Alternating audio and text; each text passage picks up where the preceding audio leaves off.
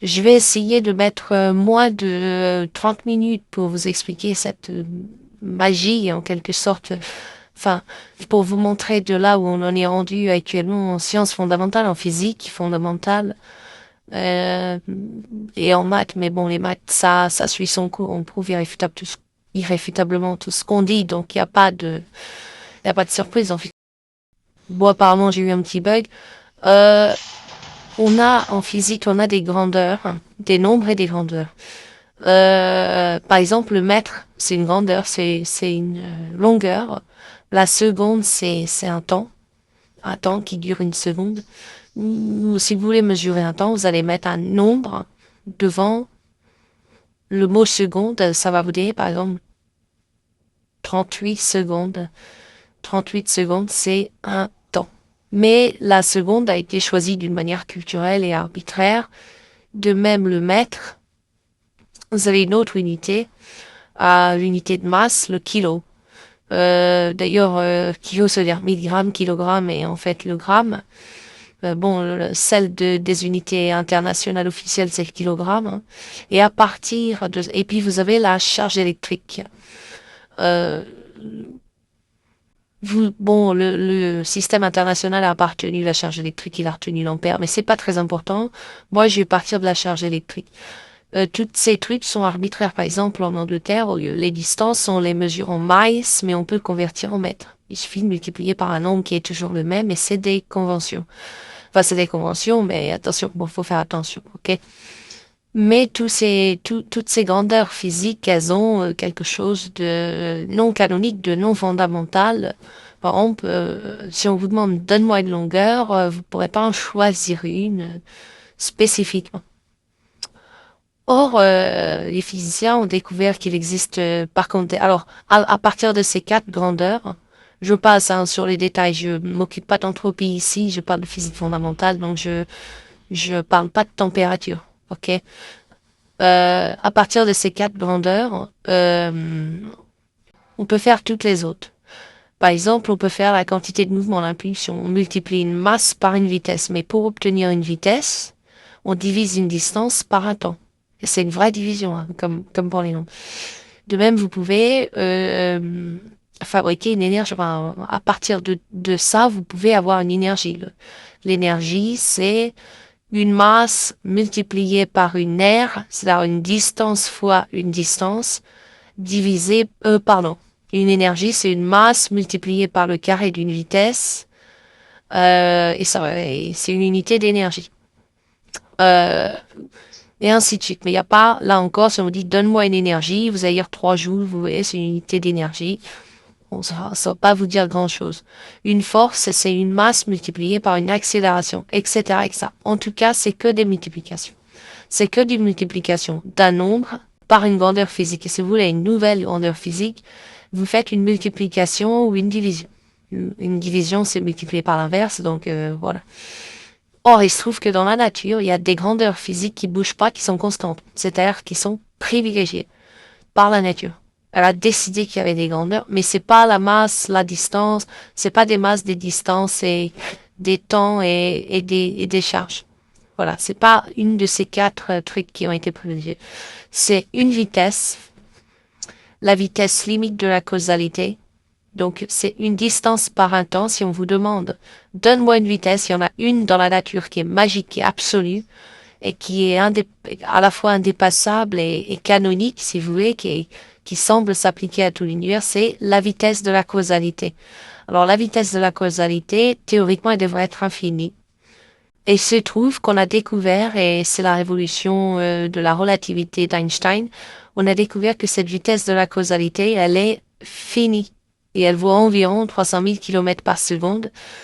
C'est-à-dire, ça veut dire quoi que la vitesse de la causalité est finie? C'est-à-dire qu'il y a un truc bizarre qui se passe, c'est que si vous la dépassez, vous remontez dans le temps. Donc, ça, c'est un peu dur à comprendre pour les gens. Donc, je vais vous montrer à quel point c'est une vitesse qui est importante, cette vitesse canonique, fondamentale, constante de la nature, qui va s'appeler C dans la suite de mon discours. Théoriquement, quand vous allez on va dire qu'il y a 1000 km de Paris à Marseille, hein, je simplifie, si vous y allez en une heure, la vitesse à laquelle allez y aller, c'est à 1000 km/h. Si vous y allez en 1 minute, c'est une vitesse 60 fois plus grande qui vaut 1000 km par minute, 60 000 km/h, etc. Maintenant, si vous raisonnez comme on raisonnait avant Einstein, si vous voulez aller instantanément de Paris à Marseille, vous allez partir à 10 heures pile. Vous allez arriver à 10 heures pile le même jour, tout. Eh bien, vous aurez parcouru cette distance de 1000 km à une vitesse infinie. Maintenant, si vous allez encore plus vite, ben vous allez remonter dans le temps. C'est-à-dire que si vous partez à 10 heures de Paris et que vous arrivez à 9 heures à Marseille, c'est-à-dire 1 heure avant, mathématiquement, sur le papier, c'est très simple. Vous êtes allé à moins 1000 km/h. Mais en réalité, vous avez dépassé l'infini et vous êtes revenu de l'autre côté au nombre négatif. Je vais pas détailler ça, mais voilà, il faut aller jusqu'à l'infini et quand on dépasse l'infini, on remonte le temps. C'est-à-dire qu'on part à 10 heures et on arrive avant 10 heures. Einstein a découvert qu'il n'y avait pas besoin d'aller plus vite de dépasser l'infini. Il a découvert qu'il suffisait pour remonter le temps de dépasser la vitesse de la causalité de 300 000 km par seconde. C'est-à-dire que si vous circulez à 1 million de kilomètres par seconde, qui est beaucoup plus que 300 000 km par seconde, vous allez en fait remonter le temps. Voilà. Je vous la fais courte, hein, c'est pas tout. C'est vrai, mais j'ai énormément simplifié parce qu'il faut changer de référentiel pour remonter le temps, mais peu importe. C'est-à-dire que si vous allez allez, on va viser large, 1 milliard de kilomètres par seconde, c'est-à-dire 3000 fois, la vitesse de la causalité, et qu'un gars à côté de vous, il se déplace à un 3 millième de la vitesse de la lumière, c'est-à-dire à 100 km par seconde, ce qui est rapide, hein, mais c'est la vitesse de certains astéroïdes. Lui, il vous voit aller à une vitesse infinie. Et s'il va encore un peu plus vite, il vous voit remonter le temps. Il vous voit circuler dans l'autre sens, hein, tout simplement. Mais avec votre horloge qui tourne à l'envers. Voilà, donc nous avons une constante, je l'appelle C, je l'ai appelée C là dans les calculs, qui est une distance divisée par un temps. Alors j'ai tout passé au logarithme pour pouvoir demander à Grok de résoudre un système d'équations. C, c'est cette vitesse de la causalité de la lumière. Alors le C, il vient du mot célérité, hein, il vient pas du mot causalité. On pense que les photons, que la lumière circule à la vitesse de la causalité, maximum possible dans notre monde. Mais on n'en sait rien. En tout cas, il n'y a pas de différence énorme. Et beaucoup de gens disent que c'est la vitesse de la lumière, la vitesse limite pour la causalité.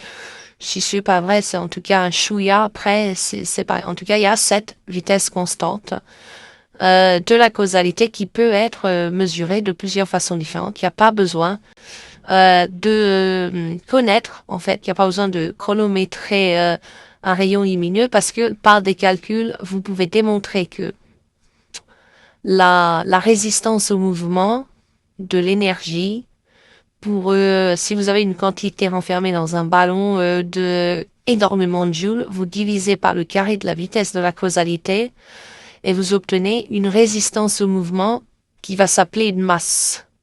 D'où c'est le E égale mc2. Hein. Donc vous allez en fait tout simplement parce que quand vous allez appuyer sur votre ballon, il va pas se déplacer instantanément comme on pourrait. Il va le bord gauche où vous allez appuyer, vous allez l'enfoncer et ça va compresser l'énergie qui est à l'intérieur du ballon, mais elle n'aura pas le temps d'aller instantanément pousser le bord droit du ballon, donc vous allez ressentir une résistance du mouvement au ballon, c'est le fameux E. Oui, donc je disais, c'est le fameux E égale mc2. Alors, comme je passe au logarithme pour permettre à Grok de traiter des choses qu'il connaît, au lieu de D divisé par T, j'ai mis D moins T.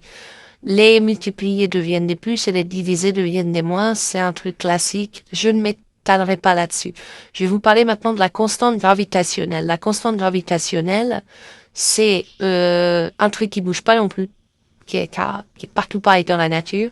Quand vous multipliez deux masses et que vous divisez par la distance au carré de ces deux masses, ce truc que vous obtenez, cette valeur que vous obtenez, qui est une valeur physique, hein, un nombre suivi d'une grandeur, il faut encore le multiplier par ce qu'on appelle la constante gravitationnelle, et ça vous donne une force, c'est-à-dire une masse multipliée par une distance et divisée par le carré d'un temps. Ok. Et cette force, c'est ce qui fait que les deux masses s'attirent par la gravitation. C'est une constante. Ça ne bouge pas, elle est partout pareil. C'est comme ça que fonctionne le système solaire, les galaxies, etc. Cette constante, je l'appelle G pour gravitation. Voilà. Et c'est pour ça que j'ai écrit. Donc, une fois que vous savez ça, vous savez que G, c'est une distance au cube divisée par une masse divisée par le carré d'un temps. Ok, c'est donc une grandeur physique. C'est pas un nombre tout court, c'est une grandeur physique, hein, comme le temps, voilà. Mais c'est une grandeur physique constante, fondamentale, comme la vitesse de la causalité. Le A, c'est exactement le même phénomène, sauf que on multiplie pas deux masses, on multiplie deux charges électriques. En multipliant deux charges électriques et en divisant par le carré d'une distance, vous obtenez une grandeur physique. Cette grandeur physique, si vous la multipliez par la constante de Coulomb, que j'ai appelée A, vous obtenez la force que ressentent les deux charges à s'attirer ou à se repousser l'une par l'autre. En fait, si elles sont le même signe, elles se repoussent. Vous pouvez en mettre une avec le signe moins. D'ailleurs, on pourrait mettre des noms complexes, peu importe, c'est pas très important. C'est une constante. C'est la constante de Coulomb. Elle a d'ailleurs été découverte avant les autres. Enfin, peut-être pas avant la constante gravitationnelle, mais avant beaucoup d'autres constantes. Et enfin, ça, c'est la plus désopilante suite à la catastrophe ultraviolette, etc. Je vous passe les détails. On a découvert le principe d'incertitude d'Heisenberg, qui, en gros, alors là, c'est un peu plus compliqué, dit que les choses sont de la même manière qu'il n'y a pas de vitesse de causalité infinie, il n'y a pas de zéro pur. C'est-à-dire que si vous multipliez deux grandeurs physiques qu'on appelle conjuguées, elles sont propétalées pour donner un nombre précis. Elles s'étalent sur des plages de valeurs. Ces plages de valeurs, par exemple, quand vous multipliez une vitesse par quand d'un côté vous avez une vitesse fois une masse pour un même objet physique, et de l'autre côté vous avez une position, donc une distance sur une règle graduée, si vous multipliez, alors ça c'est appelé l'incertitude, si vous multipliez les deux étalements, vous obtenez une action, c'est-à-dire une masse multipliée par une distance. Attendez, c'est une masse multipliée par une distance divisée par le carré d'un temps. Non, par une distance au carré divisée par un temps. Multipliée par une fréquence, donc divisée par un temps. Ça s'appelle une action. C'est une énergie multipliée par un temps, si vous voulez. C'est une quantité de mouvement multipliée par une distance. Ou, si vous préférez, c'est une force multipliée par une distance multipliée par un temps. Voilà, une force, ça vous parlera peut-être plus. Ça peut pas être aussi petit qu'on veut. Si on multiplie deux mesures conjuguées, il y a un étalement qui fait que l'air obtenu, comme un rectangle, comme l'air d'un rectangle, l'étalement est obligatoirement plus grand que h. C'est même un nombre entier 2 fois h, donc c'est soit 0. Bon, 0, on n'y colle pas, c'est-à-dire qu'il n'y a rien. Enfin, en fait, il n'y a pas de 0, mais peu importe. C'est au moins h, et c'est même un multiple entier de h. H, c'est donc une masse multipliée par le carré d'une distance divisée par un temps. C'est pour ça que j'ai mis H égale M plus de T moins T, parce que je suis passé au logarithme. Vous avez ainsi 4 grandeurs physiques absolues dans notre univers qui ne changent jamais de valeur. La constante de Planck, H, la constante gravitationnelle, G, la constante de Coulomb, A, et la vitesse limite, la vitesse de la causalité, c'est-à-dire qui, quand on la dépasse, permet d'en monter dans le temps, C. Ok? Vous en avez 4. Et je les ai exprimés en fonction de nos grandeurs arbitraires, distance, temps, masse et charge. Voilà. Donc, vous en avez 4 aussi. D, T, M et Q. Q pour la charge, M pour la masse, T pour le temps, D pour la distance. Voilà. On a donc 4 grandeurs absolues. Là, c'est pas arbitraire, c'est pas culturel, c'est pas religieux, on a 4 grandeurs absolues dans la nature. En fait, il y en a un peu plus, mais j'ai pris ces 4-là puisqu'elles sont intéressantes.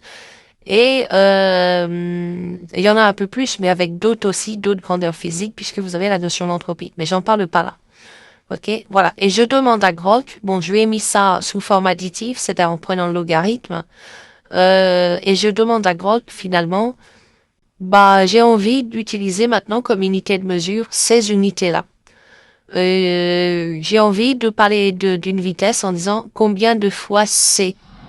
J'ai envie de parler de ceci, de cela, en fonction, et des grandeurs absolues de la nature, et ben vous avez juste en dessous, alors il est chiant, il est divisé par deux. Je vous traduis donc ce que ça dit. Le carré d'une distance, c'est-à-dire une aire, c'est un nombre multiplié par par la constante de gravitation multiplié par la constante de Planck et divisé par le cube de la vitesse de la causalité, de la vitesse de la lumière. Vous voyez, ça c'est une distance. Une distance, c'est le carré d'une distance. Alors il a divisé par deux, donc du coup ça écrit plus petit. Le carré d'un temps, c'est un temps fois un temps, c'est un nombre multiplié par la constante de gravitation multiplié par la constante de Planck et divisé par la vitesse de la causalité à la puissance 5. Ça, c'est le carré d'un temps. Alors, c'est encore plus rigolo. Le carré d'une masse, c'est-à-dire une masse multipliée par elle-même. C'est un nombre réel multiplié par la constante de Planck, multiplié par la vitesse de la causalité et divisé par la constante de gravitation. C'est type beau. Et enfin, une charge, on l'appelle la charge de Planck, hein, d'ailleurs, mais peu importe. Et puis, je vous ai aussi parlé de la masse de Planck, du temps de Planck et de la distance de Planck. Une charge, enfin, le carré d'une charge, c'est la constante de Planck multipliée par la vitesse de la lumière, divisée par la constante de Coulomb. Voilà. Et comme ça, eh bien, vous pouvez tout mesurer avec les vraies constantes de la nature qui ne sont pas arbitraires et vous avez les unités. Ces unités s'appellent les unités de Planck. Et maintenant, cerise sur le gâteau. Normalement, l'électron, c'est une particule élémentaire. On considère qu'elle est indivisible, que c'est pas un objet complexe composé de plusieurs objets plus petits qui le composent. C'est pas le cas pour les protons. Les protons, il y a des quarks à l'intérieur qui sont considérés comme élémentaires. Mais l'électron, lui, il est considéré comme une entité élémentaire dans le monde physique et il a une charge. Eh bien, devinez quoi, ce n'est pas la charge de Planck. C'est un nombre bien précis multiplié par la charge de Planck. Un nombre réel, hein, c'est pas un nombre entier. Eh bien, ce nombre, c'est une constante de la nature il n'y a pas besoin d'unité. C'est une vraie constante de la nature. Vous pouvez changer votre système d'unité, changer les mètres en mailles, c'est tout ce que vous voulez. Ce nombre, il bougera pas parce qu'il n'y a pas d'unité derrière. La charge de l'électron divisée par la charge de Planck, c'est-à-dire le nombre qu'il faut mettre devant la charge fondamentale, la charge de Planck, obtenue à partir des quatre constantes.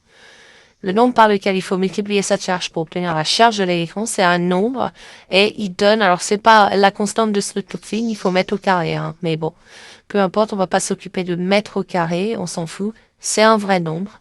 Et vous pouvez googler la constante de Srutkopfin, vous trouverez tout ce qu'il faut, et voilà, vous savez ce que c'est. Et donc, un grand mystère de la physique, c'est comment ça se fait que la charge de l'électron n'est pas égale à la charge de Planck. Voilà, il y a encore des trucs à comprendre, mais là, c'est un vrai nombre de la nature. Sauf si vous renoncez à dire que l'électron est fondamental. Mais enfin, renoncer à dire que l'électron c'est un truc fondamental dans la nature, ce serait quand même un peu bizarre. Voilà, vous savez tout et vous avez oui, bon, j'ai été coupé. Vous savez tout. Vous n'avez pas besoin de me faire confiance parce que vous avez tout sous les yeux. Vous pouvez tout vérifier vous-même et refaire vous-même les calculs. Voilà, je suis obligée d'attendre parce que il y a un bug et bref.